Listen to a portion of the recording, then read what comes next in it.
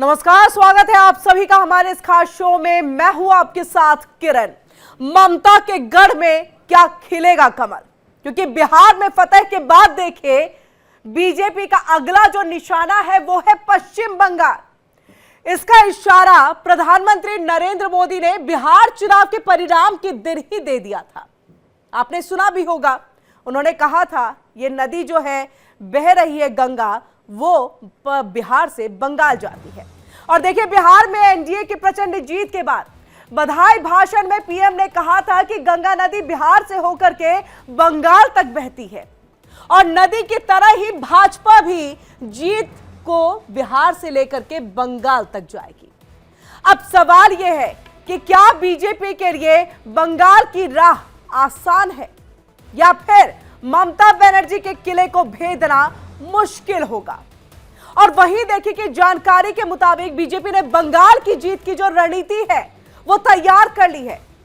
जैसा कि आप और हम सब जानते हैं, बीजेपी हमेशा इलेक्शन मोड में और 365 डेज 24 आवर्स हमेशा चुनावी मोड में जो है बीजेपी रहते हैं। अपने कार्यकर्ताओं को बूथ लेवल पर मजबूत करने की उनकी तैयारी हमेशा से रहती है। और बंगाल की जो तैयारी है वो बिहार की जीत के बाद नहीं बल्कि दिल्ली की जीत के बाद से है। ऐसे में देखिए दीदी को उन्हीं के घर में पटकनी देने की ये जो पूरी तैयारी कर ली गई है, क्या ऐसा हो पाएगा कि वहां पर कमल खिलेगा? इसी मुद्दे पर आज हम गर्मा गर्म बहस करेंगे अपने खास मेहमानों के साथ, अपने खास पैनल के साथ। लेकिन बहस शुरू करें उससे पहले आपको बताते हैं कि बीजेपी ने ऐसी क्या तैयारी कर रखी है जिसकी वजह से वो 2026 में अपनी जीत का दम भर रही है। तो चलिए आपको दिखाते हैं, बताते हैं कि क्या कुछ आखिरकार जो है वो तैयारी है यहाँ पर। और ये देखिए यहाँ पर कि ममता के गढ़ में बीजेपी की जो तैयारी है, देखिए भाजपा अपने संगठन को मजबूत करने पर ध्यान केंद्रित कर रही है। अब ये देखिए यहाँ पर ये ममता के गढ़ में बीजेपी की तैयारी, 91,000 बूथों में से लगभग 70,000 बूथों पर देखिए समितियां जो है वो पहले ही बना ली गई हैं। तो ये तैयारी है, ये तैयारी, और ये तैयारी आज की नहीं है। चुनाव आयोग के विशेष गहन पुनरीक्षण प्रक्रिया पूरी होने का इंतजार किया जा रहा है। कुल मिलाकर के 160 यहां पर सीटों की आवश्यकता है, जो जादुई आंकड़ा यहां पर छूना है। और उसमें समझिए 40 पर फिलहाल जो है अभी रोक लगाई गई, लेकिन 120 के लिए तैयारी पूरी कर ली गई है। बंगाल विधानसभा चुनाव में सबसे बड़ा मुद्दा महिला सुरक्षा का होगा। आरजी कर आपको याद होगा, आरजी कर अस्पताल के अंदर में किस तरह से एक महिला के साथ, वहां की डॉक्टर के साथ जो इंटर्न थी उसके साथ क्या कुछ हुआ था। उसके बाद दुर्गापुर का कांड भी नहीं भूला जा सकता और इसीलिए यहां पर महिला सुरक्षा मुद्दा बहुत अहम है, जिसको भुनाने की कोशिश बीजेपी की तरफ से की जाएगी। अब देखिए ममता के गढ़ में महिला मुख्यमंत्री होने के बावजूद क्या महिलाओं पर जो अत्याचार बढ़ रहा है इसको रोक पाने में मुख्यमंत्री ममता बनर्जी वो कुछ कर पाएंगी, वो कुछ तैयारी कर पाएंगी, वो यहां लोगों को कन्विंस कर पाएंगी कि मैं महिला हूं और यहां पर महिला अत्याचार जो बढ़ा उसको कम करने की हमारी पूरी तैयारी है और कोशिश भी है। लेकिन बीजेपी ने अपनी तैयारी पूरी कर ली है इस पर उनको घेरने की। आरजी का टैक्स घोटाला, बलात्कार और बिगड़ती कानून व्यवस्था, ये सब कुछ प्रमुख मुद्दा। याद होगा प्रधानमंत्री नरेंद्र मोदी ने जब वो बधाई भाषण दिया था दिल्ली के मुख्यालय, बीजेपी के मुख्यालय से, तो उन्होंने कहा था कि जो जंगल राज हमने बिहार में खत्म किया वैसा ही जंगल राज बंगाल में भी है और उसको भी हम यहां पर खत्म करेंगे। यानी अब देश के अंदर में कहीं पर भी जंगल राज नहीं चलेगा। देखिए टीएमसी की महिलाओं को दी जाने वाली जो लक्ष्मी भंडार योजना है उस पर भी सवाल जो है वो ममता बनर्जी खड़ी कर रही है। ममता बनर्जी का यह कहना है कि ये जो तमाम चीजें दी जा रही है महिलाओं को, ये सिर्फ चुनाव के लिए दिया जा रहा है ताकि उनको वोट बैंक के तौर पर लिया जा सके। अब भाजपा शासित राज्यों में महिलाओं को दी जाने वाली जो वित्तीय सहायता है ये उसका उदाहरण है। तो ममता के गढ़ में बीजेपी की ये पूरी तैयारी है कि किस तरह से उसके गढ़ में सेंध लगाई जा सके, क्योंकि 3 बार के कार्यकाल से देखिए ममता बनर्जी ही पश्चिम बंगाल की गद्दी पर बैठ रही है, वहां की सत्ता पर काबिज है। अब देखिए बिहार में महिलाओं के रोजगार के लिए 10,000 रुपए देने के लिए एनडीए का जो फैसला है, यही 10,000 का विषय जो है हमेशा बिहार में भी देखिए विपक्षी यानी कि महागठबंधन ने उठाया था। उन्होंने कहा यही जो दिया गया इसी वजह से इतनी बम्पर जीत हुई। जबरदस्त जीत हुई। तो क्या ये 10,000 वाला फॉर्मूला क्या वहां पर भी चलेगा, ये देखने वाली बात होगी। अब ऐसे में देखिए, ममता के भतीजे अभिषेक बैनर्जी को लेकर के टीएमसी में बढ़ता है एक असंतोष।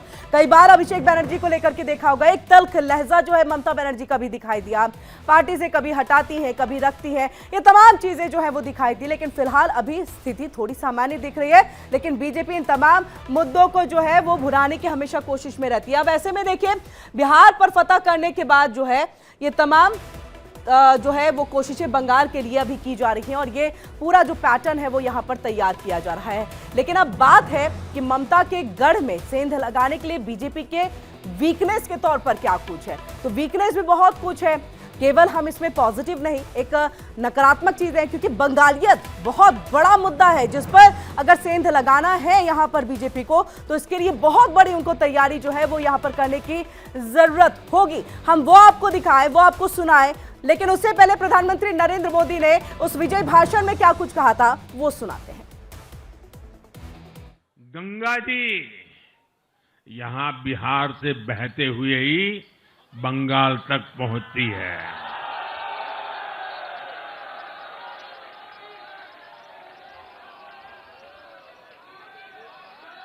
बिहार ने बंगाल में भाजपा की विजय का रास्ता भी बना दिया है।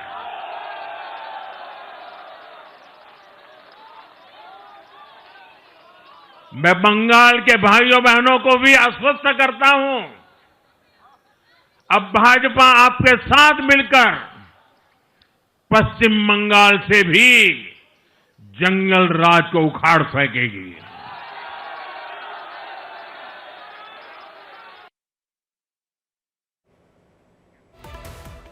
तो आपने सुना यहां पर प्रधानमंत्री नरेंद्र मोदी को, ये विजय दिवस यानी कि जो बिहार के अंदर में एक जबरदस्त जीत एनडीए को मिली, उसके बाद उनका ये विजय भाषण था जो उन्होंने कार्यकर्ताओं तक पहुंचाया था और बताया था यहीं से वो नदी बहती है, यानी गंगा नदी का जिक्र किया और कहा कि बंगाल जाएगी। ऐसे ही जीत भी अब बिहार से बंगाल की तरफ आगे बढ़ती हुई। लेकिन हम आपको बता रहे थे कि यहां पर बीजेपी के लिए चुनौतियां भी बहुत कुछ है।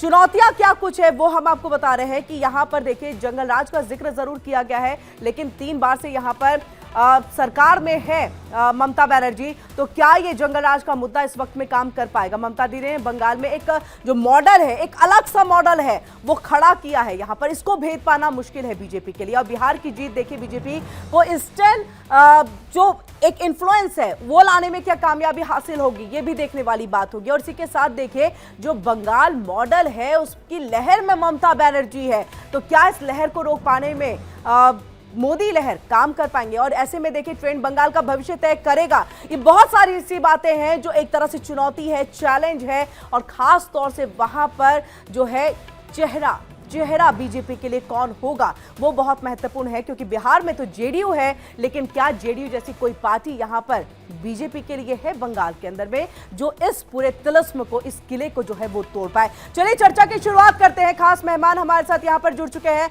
शांत प्रकाश जाटव जी हमारे साथ जुड़ चुके हैं, बीजेपी नेता हैं, बीजेपी का पक्ष रखेंगे। बहुत बहुत स्वागत है आपका। मोहम्मद एहतशाम उल हक जी हैं, टीएमसी के नेता हैं, आपका भी सर बहुत बहुत स्वागत है। विजय कौशिक जी नेता कांग्रेस के, कुछ देर के बाद हमारे साथ जुड़ेंगे। संदीप दुबे जी राजनीतिक विश्लेषक, कुछ देर के बाद हमारे साथ यहां पर जुड़ेंगे। सबसे पहले शांत प्रकाश जाटव जी, आपके पास आते हुए, दम तो जबरदस्त भरा गया, कहा जा रहा है कि बीजेपी जो है वो किला जो है फतह कर लेगी, लेकिन बंगाल थोड़ा मुश्किल नहीं लग रहा है? और ये कुछ ज्यादा नहीं हो गया जो अभी आपका 19 यानी कि आज के दिन और 17 तारीख को भी जो एक रैली निकाली गई एकता यात्रा के तौर पर, उसमें ये शुभेंदु अधिकारी कहते हैं कि आप वोट दीजिए लेकिन टीएमसी को चुनाव से बाहर रखिए। ये कुछ ज्यादा नहीं हो गया? टीएमसी को बाहर कैसे रखा जा सकता है?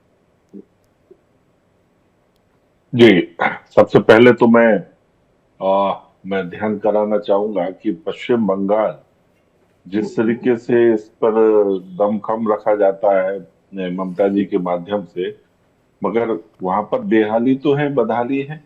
वहां पर केंद्र की योजनाओं को फलीभूत नहीं होने दे रहे।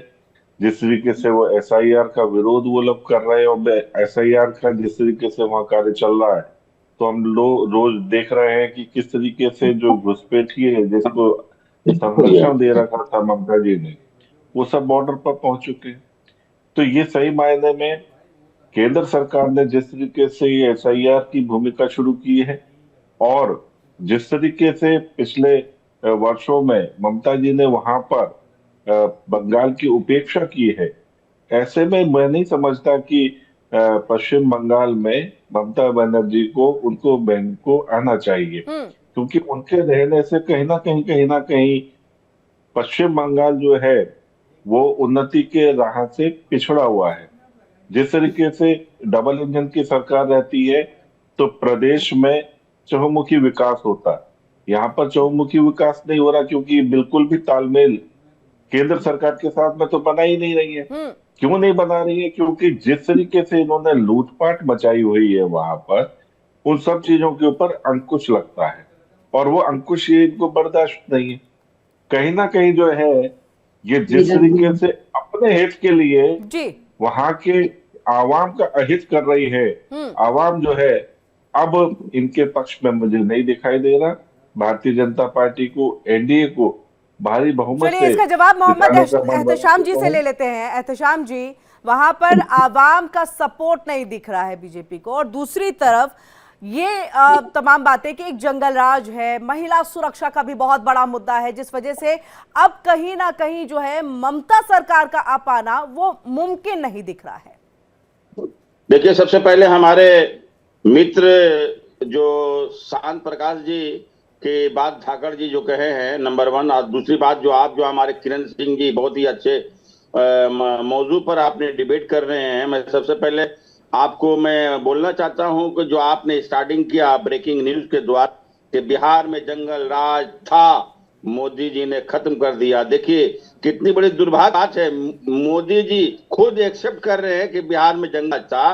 तो मैं आपको स्पष्ट रूप से कह दूं कि बिहार में जंगल राज था तो नीतीश जी और मोदी जी का जोड़ी था। इसका मतलब पूरी दुनिया के सामने उन्होंने एक्सेप्ट किया कि बिहार में जंगल राज था और पश्चिम बंगाल में जंगल राज खत्म होगा। पश्चिम बंगाल में जंगल राज नहीं, पश्चिम बंगाल में ममता बनर्जी की राज। जी, देखिए आप शायद पुराने नहीं, जंगल राज को जोड़ा ही लालू की गवर्नमेंट से जाता है, लालू की सरकार से जाता है, और महाजंगल राज का जो तमगा दिया गया वो आरजेडी की तरफ से दिया गया एनडीए की सरकार को जो पहले थी। मैं आपको बता दें कि सच्चाई से रूबरू होना जरूरी है। मैं एहतशाम जी आप कंटिन्यू करेगा, लेकिन नहीं मैं देखिए, मैं सच्चाई से रूबरू, जो जानकारी है वो साझा करी, जो फैक्ट्स है। जंगल राज का तमगा जुड़ता है लालू प्रसाद यादव की गवर्नमेंट से, और महाजंगल राज का तमगा जो है वो आरजेडी की तरफ से दिया गया था एनडीए की सरकार को, जिसको जनता ने नकार दिया, और इसीलिए ये भारी बहुमत से जीत हासिल हुई है। कंटिन्यू करिएगा किरण जी। अच्छा ठीक है, पिछले 15 साल से सरकार जो है बीपी भारतीय जनता पार्टी की वहां है, तो जंगल राज का खात्मा वो आपको खुद नेशनल चैनल ने पूरी दुनिया को मुझे दिखला रहे हैं। और पश्चिम बंगाल में जंगल राज नहीं, ममता बनर्जी की है, जो सभी का साथ सबका विकास बोलते हैं मोदी जी, लेकिन सबका साथ में चलने वाली, सबका विकास में चलने वाली एकलौती मुख्यमंत्री समझ लिए इस तरह से है। हम समझ भारत में इनके तरह कोई भी मुख्यमंत्री नहीं है, ये बात आप लोगों को सोचना होगा। ये देखिए, सर्वधर्म को लेकर चलते आज तक भारत के इतिहास में इस तरह की मुख्यमंत्री नहीं मिलेगी जो सभी का धर्म को लेकर चलने वाले। आपने कहा कि जिस हिसाब से वहां जो जीत हुई है 7 करोड़ 42 लाख वोटर थी, अब यहाँ बहुत अफसोस है, संविधान का खात्मा हो गया है, 7 करोड़ 45 लाख वोटिंग हुआ है, और 67% वोटिंग के हिसाब से 2.5 करोड़ मतदाता कहाँ आसमान से आया क्या? मुझे बहुत अफसोस है। अच्छा एहतशाम जी, एक सवाल करूंगी, मैं एक सवाल करूंगी, उसके बाद में कांग्रेस के प्रवक्ता के पास, विजय जी के पास जाऊंगी। लेकिन एहतशाम जी ये बताइएगा, 3 बार से कार्यकाल में ममता बनर्जी की सरकार, टीएमसी की सरकार है, वो कौन से संविधान को जो है खत्म करके जो है वो सरकार में आ रही है? मतलब जीत हासिल कर वो संविधान को खत्म ही तो कर रहा है ना। कोई भी चोरी नहीं बना सकते हैं, ईवीएम का हेरा फेरी नहीं हुआ, यहाँ इनका अच्छा ये तो दावा आप कर रहे हैं ना एहतशाम जी, यही दावा तो एनडीए भी करती है कि कोई ईवीएम में हेरा फेरी नहीं है, कोई यहाँ पर टिकट चोरी नहीं है, कोई वोट चोरी नहीं है। लेकिन एहतशाम जी आप जीते तो वो सही, आप 3 बार से जीत रहे हैं, आप 3 बार से जीत रहे हैं, 3 बार के कार्यकाल में ममता बनर्जी है, तो वो वोट चोरी नहीं है। लेकिन वही एनडीए की दोबारा सरकार बन जाए, पूर्ण बहुमत के साथ बन जाए, तो वो वोट चोरी है। ये 2 तरफा नीति नहीं अपनाइए। बंगाल की जनता बंगाल की जनता चॉइस है, ममता बनर्जी को चूज कर करके वोट दिए हैं। अब बिहार में तो पूरे यहाँ दुनिया नीतीश जी ने नहीं देखा होंगे कि चोरी चॉइस? करके अच्छा, हेराफेरी यहाँ कर नीतीश जी करके- फिर क्यों नहीं हो सकते चॉइस? क्यों नहीं हो सकते चॉइस, ये बताइए मुझे। नीतीश जी क्यों नहीं हो सकते क्यों? चॉइस? बिल्कुल नहीं, नीतीश जी अकेला सकेंगे नहीं, इसलिए बीजेपी का सहारा बात लिया है। अकेले नीतीश सकने जी की नहीं है, वो कैसे- किसी के साथ भी उतरे तो नीतीश जी क्यों नहीं चॉइस हो सकते हैं मुख्यमंत्री के लिए? वो मान और लीजिए क्यों JDU जेडीयू से को मैं जाऊं, बम्पर मैं जीत करूं। 85 मैं JDU को बना के 85 लाऊं। जबरदस्त, देखिए नंबर्स कितने बढ़े मैं हैं। TMC का मैं प्रवक्ता हूं, मैं TMC का लीडर हूं। जी, मैं चाहूंगी TMC शांत का प्रकाश जी कर्मी इसका हूं। जवाब आप दे, फिर बाकी मैं संदीप जी आपके पास भी आऊंगी और आपके पास भी आऊंगी विजय जी। शांत प्रकाश जी। नहीं, जिस तरीके से ये तर्क दे रहे हैं ना, मैं मेरी समझ में नहीं आ रहा। अरे तो भैया, समझ में आएगा एसआईआर नहीं, होने आपके के यहाँ तो है बाद नहीं। में वोटिंग सर पैटर्न बिल्कुल जो है ना साफ सुथरी पारदर्शिता के साथ में स्पष्ट आ गया है। जो पहले गलत वोट बने हुए थे या जिन वोटों को डबल डबल बनाया हुआ था वो ठीक हो गए। आज वहां पर पारदर्शिता के साथ में इलेक्शन कमीशन ने वोट कराया है और जेन्युइन लोग जो है वहां पर वोट डालने हैं। तभी तो वोट परसेंटेज भी बढ़ा और साथ ही साथ जो वोट पड़ा है भारतीय जनता पार्टी को, एनडीए सरकार को, वो हमारे काम के कारण से और वहां की जो बिहार की जो हठधर्मिता है उसके कारण से लोगों ने उनको नकारा है। इसलिए आप इलेक्शन कमीशन के ऊपर जो है ना जिस तरीके से ठीकरा फोड़ने की कोशिश कर रहे हैं वो तो बिल्कुल बिहार की सरकार ने, बिहार की जनता ने नकार दिया। ठीक वही स्थिति अब पश्चिम बंगाल में होने वाली है, क्योंकि पश्चिम बंगाल में जी हर धर्मिता चला रही थी ममता जी। पश्चिम आपने बंगाल में पिछले जनता विधानसभा जनार्दन जो में है, देखा कि किस तरीके से आपने आगजनी की, किस तरीके से जो है ये भाजपा के कार्यालयों को भाजपा के वर्कर्स के साथ में मारपीट की, उनके ऑफिस को जला दिया, उनके जो संपत्तियों को जला दिया। आपने सभी गुंडई कर दे के जो है ना रिकॉर्ड ठीक बनाए है, चलिए और विजय वहां पर बेटियों को जी। सुरक्षा दे नहीं पाए। आपने हॉस्पिटल में जिस तरीके से अराजकता की और उसको आप संरक्षण भी देते रहे। ठीक है, अगर कोई घटना हो गई है तो आपकी मुख्यमंत्री खुल करके उसकी बच्ची के पक्ष में आना चाहिए था, मगर वो दरिंदे के ठीक पक्ष है, में नहीं। विजय कौशिक जी तो भी इस हमारे साथ तरीके के कांग्रेस आपने नेता जुड़ शासन चुके दिए। हैं। सर स्वागत है आपका, आ रही हूं आपके पास भी शान जी। ये विजय कौशिक जी, बिहार की स्थिति हमने कांग्रेस की देख ली है कि क्या वहां पर कांग्रेस की स्थिति रही है। अब बंगाल में क्या कुछ होगा वो बताइए। टीएमसी के साथ चुनावी मैदान में उतरेंगे, मतलब ममता बनर्जी अपनाएंगी महागठबंधन वहां चुनावी मैदान में, या फिर नहीं, या फिर अकेले उतरेंगे, क्या होगा? देखिए, सबसे पहली बात तो ये कि अभी महागठबंधन की रणनीति क्या होगी, फिलहाल उसके चलते मैं स्पष्ट ना बताते हुए भी इतना बता सकता हूं कि अभी पश्चिम बंगाल को लेकर गठबंधन की कोई जानकारी मेरे पास पार्टी द्वारा नहीं है। पहली बात, यानी कि हम अपने दम पर वहां चुनाव लड़ने जा रहे हैं और पूरी ताकत के साथ हम चुनाव लड़ेंगे। और गठबंधन की राजनीति हमें कई राज्यों में नुकसान पहुंचा चुकी है, उससे बचने की कोशिश हमारी इसमें रहेगी, लेकिन पार्टी क्या तय करेगी आने वाले दिनों में आपको बता दिया जाएगा। बहरहाल तो देखिए, आपका इसमें ये कोई कहना है शक कि जो नहीं है बिहार में स्थिति, जो 5 सीटें वो गठबंधन की राजनीति की वजह से है, और बाकी चाहे नहीं, महाराष्ट्र बात कर ले। ये मुद्दा नहीं है।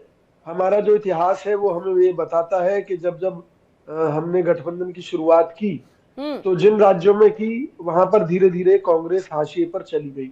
यानी कि क्षेत्रीय दलों से गठबंधन लंबे दौर की राजनीति में कांग्रेस पार्टी के लिए नुकसानदायक साबित हुआ है। तो बंगाल में तो वैसे भी जनाधार हम काफी लंबे वक्त से देख रहे हैं, कांग्रेस का लगभग 0 के बराबर है, तो अब इस जनाधार को कैसे बढ़ाएंगे आप? इस जनाधार को बढ़ाने के लिए लगातार पार्टी प्रयत्नशील है और राहुल गांधी जी देश भर में कांग्रेस पार्टी के नेटवर्क को मजबूत करने की कोशिश कर रहे हैं। साथ में हमारे राष्ट्रीय अध्यक्ष मल्लिकार्जुन खड़गे जी जुटे हुए हैं। तो हमें उम्मीद है कि आने वाले समय में आपको कांग्रेस की एक नई कांग्रेस आपको पश्चिम बंगाल में देखने को मिलेगी, जो कि नई कांग्रेस का नेतृत्व राहुल गांधी ही करेंगे या नेतृत्व में भी कुछ बदलाव होगा? क्योंकि इसकी सुगबुगाहट जो है वो हमें कई जगह से, चाहे शशि थरूर की बात कर ले, अन्य नेताओं की भी बात कर ले, हर बार ये चीजें आती हैं। प्रमोद कृष्णन भी जब छोड़ के गए उन्होंने कहा कि कुछ बदलाव जरूरत है। देखिए, बदलाव जरूरत है या नहीं है, कांग्रेस के कार्यकर्ताओं का ये मानना है कि गांधी परिवार ने इस देश के लिए कुर्बानी अच्छा, तो वापस से वही गांधी परिवार ही जो है वो कांग्रेस को चलाएंगे, बदलाव नहीं आएगी चीजें। आऊंगे आपके पास में। संदीप जी, आपका रुख करते हुए, ममता बनर्जी 3 बार से जीत करके गद्दी पर बैठे तो वो जनता की जीत है, जनता चुनाव में जीता है। एनडीए दोबारा से आए बहुमत के साथ तो वहां पर ईवीएम हैक है, वोट चोरी हो रही है। ये किस तरह की राजनीति चल रही है? किरण जी देखिए, देश में हर राज्य की अपनी अपनी पृष्ठभूमि है और राजनीति के जो आंकड़े हैं वो भी अलग अलग है। जैसे बिहार है, वो जातिवाद की राजनीति का मैं कहूँ तो एक बहुत बड़ा शतरंज का खिलाड़ी है। वैसे कोलकाता या पश्चिम बंगाल में आप जाएंगे तो वहाँ जातिवाद नहीं है, वहाँ पार्टीवाद है। वहाँ लेफ्ट है, कांग्रेस है, तृणमूल कांग्रेस है, भारतीय जनता पार्टी है। अच्छी बात है कि अब वहां पे राष्ट्रवाद ने अपनी जगह बनाई है और इसको सहर्ष स्वीकार करना चाहिए। इसका जब पिछले चुनाव हुआ था उसके नतीजों में राष्ट्रवाद की पृष्ठभूमि देखी जा सकती है, जिस तरह से कांग्रेस और लेफ्ट हाशिए पे गए। इस बात को भी स्वीकार करना अब पड़ेगा कि जिस तरह से ममता दी ने वहां बेहतर ढंग से संभाल के रखा है पश्चिम बंगाल को, मुझे नहीं लगता कि पश्चिम बंगाल को उससे बेहतर कोई पश्चिम बंगाल में संभाल सकता है। लेकिन अब वहां पे लोगों को एक ऑप्शन अवसर मिल रहा है कि वो भाजपा के प्रति लोगों की जो विचारधारा है भाजपा की आकृष्ट कर रही है, भाजपा के राष्ट्रवाद उनकी तरफ आकृष्ट कर रहा है। और भाजपा ने जिस तरह से भ्रष्टाचार के मुद्दे उठाए हैं, जिस तरह से पश्चिम बंगाल में बाहर के लोग आके बसे हुए हैं और उन लोगों ने वहां पे जो विकास है उसमें कहीं ना कहीं अवरुद्ध है। वहां पे क्राइम रेट काफी ज्यादा है, माफियागिरी काफी ज्यादा है, लोग आपस में शाम को या रात को भय में महिलाएं जी रही हैं। इस तरह की जो इश्यूज है वहां पे बहुत तो संदीप जी क्या सिद्ध होने संभाला वाला फिर ममता बनर्जी ने? आपने जो शुरुआत में कहा कि बहुत बेहतर तरीके से पश्चिम बंगाल को संभाला, और अगर पश्चिम बंगाल में लोग ही सुरक्षित नहीं, महिलाएं सुरक्षित नहीं, तो फिर क्या संभाला? नहीं, ममता एक आंदोलन से निकली हुई महिला थी। तो देखिए, किसी व्यक्ति की अच्छाई को भी हम दरकिनार नहीं कर सकते, उसमें अच्छाई भी होती है, बुराई भी होती है। अच्छाई ये रही कि उन्होंने जब कांग्रेस वहां किनारे लगी, लेफ्ट वहां किनारे लगा, तो ममता बनर्जी से लोगों की जो उम्मीदें थी वो बहुत ढेर सारी उम्मीदें थी। जैसे दिल्ली में केजरीवाल ले लीजिए, केजरीवाल से बहुत ढेर सारी उम्मीदें, लेकिन केजरीवाल को जानने में लोगों को समय लगा। लेकिन ममता जो है वहां पे सही मायनों में देख लीजिए, वो चाहे मुस्लिम वर्ग हो, चाहे हिंदू में वर्ग हो, या फिर वहां क्लब की जो पॉलिटिक्स है वो बहुत स्ट्रांग है। वहां छोटे छोटे मोहल्ले में क्लब बने हुए हैं, क्लब पे काफी ज्यादा जो युवा है वहां जुड़ा हुआ है, और क्लब को कंट्रोल अगर कोई करता है तो तृणमूल करता है। तो क्लब की राजनीति को भारतीय जनता पार्टी तोड़ पाएगी नहीं तोड़ पाएगी ये भाजपा के ऊपर है। लेकिन भाजपा का राष्ट्रवाद आज मैं कह सकता हूं कि वहां पे सिर चढ़ के बोल रहा हूं। खासतौर से जब प्रधानमंत्री नरेंद्र मोदी जी अपने विषय को रखते हैं देश में, तो वो देश के जो आम आदमी है, आम आदमी को वो छूते हैं, उनकी मन की बात समझ लेते हैं। तो ये भाव जो वहां पे भी पैठ बना चुकी है, और इसलिए तृणमूल कांग्रेस के सामने भारतीय जनता पार्टी सबसे बड़ी चुनौती है। वहां पर भी मन की बात, जो प्रधानमंत्री की मन की बात है, उस भाव को जनता ने भांप लिया है एक अच्छे ऑप्शन के तौर पर उभरते हुए। बिल्कुल। एहतेशाम जी से देखिए जी, हमारे कहने का मतलब किरण जी, सिर्फ मोदी जी मन की बात करते हैं, जन की बात नहीं करते हैं, काम की बात नहीं करते हैं। मन की बात बंगाल के लोग कभी पसंद नहीं करते। और आने वाले 2026 में हम लोग 230 से 40 सीट कम से कम लेके आ रहे हैं भारतीय जनता पार्टी। तो कम से कम ये हम आपके चैनल के माध्यम से कहना चाहते हैं कि आने वाले दिनों में 2026 में जो मई का महीना होगा, हम लोग 30 सीट से नीचे, ताकि वो अपोजिशन के लायक भी नहीं रहे, ऐसा उनको कर दूंगा। ऐसा उनका हाल यहाँ के जनता कर देंगे। इसलिए Bharatiya Janata party जुमलाबाज party, Bharatiya Janata party एक चोरी कर करके आज सत्ता में आई है। भारतीय जनता पार्टी फरेब की बात करते हैं, झूठ बात करते हैं, 15 का वादा किया, सारे झूठे। भारतीय जनता पार्टी को जो समझ लिए, जो दे लोगों को 140 करोड़ को लोगों को, जनता को बेवकूफ रहे हैं हिंदू के नाम में कि मुसलमान इनको ऐसे कर देंगे वैसे कर देंगे। लेकिन 86% हमारे हिंदू भाई समझ लिए। तो क्या हुआ आपका उत्तर 24 परगना में? एहतेशाम जी, क्या हुआ था? कितने हिंदू वहां से पलायन कर गए? नहीं, क्या हुआ था? क्या जांच में क्या चीजें निकल करके मैं ये पूछ रही हूँ। चलिए एहतेशाम जी, कोई झूठा प्रोपेगेंडा, लेकिन असलियत जो है, जो हिंसा हुई उत्तर 24 परगना में, उसका जिम्मेदार कौन? क्यों वहां हिंदुओं को नहीं बचाया जा सका? क्यों वो पिता पुत्र को नहीं बचाया जा सका? बीजेपी वाले का काम है कि हिंसा भड़काओ और यहाँ सत्ता में आओ। यहाँ तो सत्ता में तो सर टीएमसी गवर्नमेंट है ना, टीएमसी गवर्नमेंट है सत्ता में, पुलिस आपके हाथ में। वाले का काम है, बात समझने को कीजिए। ये बीजेपी वाला काम है कि दंगा भड़काएंगे। देखिए, यहाँ हिंदू मुसलमान हमारे लेकिन संदीप दुबे लेकिन जी कह अगर रहे हैं कि एहतशाम यहाँ जी, पर मैं चाहूंगी इंडिविजुअल इसका शांत प्रकाश जी जवाब दें, वक्त की कमी है, छोटा छोटा सा यहाँ पर शांत प्रकाश जी इसका जवाब दीजिए कि पश्चिम बंगाल में जो हो बीजेपी का काम। देखिए, पश्चिम बंगाल में इंडस्ट्री का बदहाल स्थिति कर दी है। जूट इंडस्ट्री जो है वो बदहाली में है, बंद हो चुकी है तमाम जूट इंडस्ट्री में। कहीं वहां व्यक्तिगत रूप से कहा तो वो जो जूट इंडस्ट्री में काम करने वाले जो श्रमिक हैं वो बेरोजगार घूम रहे हैं। मतलब आप ये समझे कि प्रशासन जो है किसी भी सूरत में वहां की जनता के साथ में सहयोग नहीं कर रहा, और लूटपाट या यूं समझ ले कि जिस तरीके से रिश्वतखोरी और किसी भी काम को करवाने के लिए वो ये सब चीजें वहां पर एक चलन में है, जिसका खामियाजा वहां की जनता को उठाना पड़ रहा है। अब बेशक से टीएमसी के प्रवक्ता चाहे कितना शोर मचाए, मगर विकास तो बिल्कुल नहीं दिखाई दे रहा। पश्चिम बंगाल जिसमें आप मतलब किस चीज की कमी पे, वो दिल्ली से पहले पश्चिम बंगाल ही तो हमारी राजधानी था, मगर आज उसकी बदहाली करके रख दी है। देखिए, ममता जी ने बेशक से जो है ना, जिस वक्त में वो सरकार में आई तो उन्होंने लेफ्टिस्ट का विरोध किया, क्योंकि लेफ्टिस्ट की कारगुजारियों का खामियाजा पश्चिम बंगाल को भुगतना पड़ रहा था, और सबने सोचा कि बहुत बेहतरीन स्थिति में आएगा पश्चिम बंगाल, मगर उससे ज्यादा बदतर स्थिति में हो गया। जो लेफ्ट के समय में जो पश्चिम बंगाल के हालात थे उससे बदतर हो चुके हैं, क्योंकि कोई भी रचनात्मक काम ममता बनर्जी ने उन्होंने नहीं किया है। इंडस्ट्रियां बंद हो गई हैं, संदीप जी, लोगों आपसे को 30 सेकंड्स में मैं एक चीज समझना चाहूंगी। जिस आंदोलन की बात आप कर रहे थे, जिससे जन्मी है ममता बनर्जी और सत्ता पर काबिज हुई, उसी टाटा नैनो का जो है जिक्र शुभेंदु अधिकारी भी करते दिखे, तो क्या इसका बेनिफिट दिखेगा? बहुत 30 सेकंड्स में सर। संदीप जी, संदीप जी देखिए, बिल्कुल एक बात स्पष्ट है, मैं कह देता हूं, राष्ट्रवाद पूरे देश को छू रहा है, और भारतीय जनता पार्टी का जो कार्य करने का तरीका है वो विजन है। किसी भी कंट्री को लेके देख लीजिए, विश्व में कैसे हम दोस्ती बढ़ाते हैं, या राज्य में देख लीजिए कैसे राज्यों को हम जोड़ते हैं, उनके मन को छूते हैं, तो वहां के लोगों से विकास छूता है। और ये जरूर है कि जब विकास की बात नरेंद्र मोदी जी करेंगे और मन की बात विषय है, तो ममता राष्ट्रवाद वर्सेज ममता दी की वहां एक लड़ाई होनी है, और अच्छी लड़ाई वर्सेस ममता दीदी की लड़ाई यहां पर होनी है। कांग्रेस को जल्दी अपनी स्ट्रैटेजी जो है वो तैयार करनी होगी, वक्त बहुत ज्यादा नहीं है। बहुत बहुत शुक्रिया आप चारों का ही हमारे साथ यहां पर जुड़ने के लिए। शान जी जुड़े, एहतशाम जी जुड़े, और वहीं हमारे साथ विजय जी भी जुड़े थे। संदीप जी, आपका भी बहुत बहुत शुक्रिया जुड़ने के लिए।